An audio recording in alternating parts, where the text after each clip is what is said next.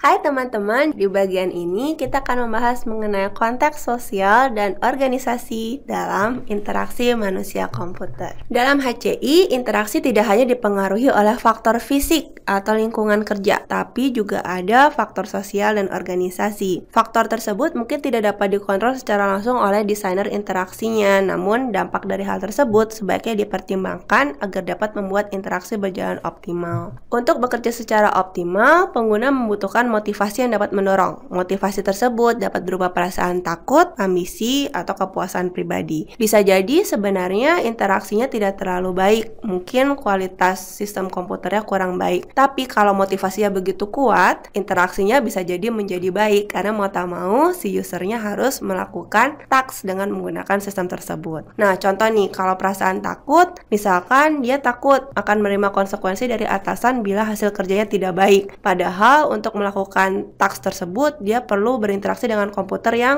mungkin navigasinya tidak enak. Nah, dia tetap akan bekerja dengan optimal untuk menghindari konsekuensi dimarahi oleh atasan. Kemudian ada juga ambisi. Ambisi itu dapat menjadi motivasi kerja karena ketika pengguna memiliki ambisi untuk mencapai sesuatu, maka ia akan dengan gigih mengerjakannya untuk mencapai targetnya tersebut. Kemudian ada juga kepuasan pribadi. Kepuasan pribadi ini tergantung dari persepsi masing-masing individu akan hasil kerja mereka sendiri. Kalau sistemnya sulit digunakan, maka mereka akan merasa frustasi. Kemudian kepuasan pribadi terhadap sistem tersebut akan ikut berkurang. Dari ketiga faktor tersebut, yang paling aman untuk kita jadikan landasan sebagai motivasi penggunaan sistem adalah kepuasan pribadi. Karena kalau seseorang puas dengan suatu aplikasi, seseorang itu akan menggunakannya dengan lebih senang dan lebih lancar. Pada masa kini, agar pengguna ingin menggunakan sebuah aplikasi, kita perlu memahami dulu nilai personal dari pengguna tersebut. Nilai apa yang akan mereka dapatkan setelah menggunakan aplikasi? Nah, nilai ini bukan bermaksud nilai uang, tetapi nilai kepuasan dalam menggunakan aplikasi. Misalkan, nilai lebihnya adalah dengan menggunakan aplikasi ini, saya jadi lebih cepat menyelesaikan suatu tugas. Atau nilai lebihnya adalah dengan menggunakan aplikasi ini, saya jadi terhibur. Kemudian, nilai yang lain adalah dengan menggunakan aplikasi ini saya mendapatkan keuntungan program loyalty. Jadi saya mendapatkan cashback dan saya mendapatkan nilai uang. Nah, ada banyak motivasi, tetapi kita harus kaitkan dulu pertama-tama nih pengguna ini akan mendapatkan benefit apa dari sebuah penggunaan aplikasi. Contoh ilustrasi, ketika aplikasi transportasi online baru muncul di tahun 2012-an, pada saat itu pengguna belum tentu merasakan manfaat karena mereka waktu itu mungkin masih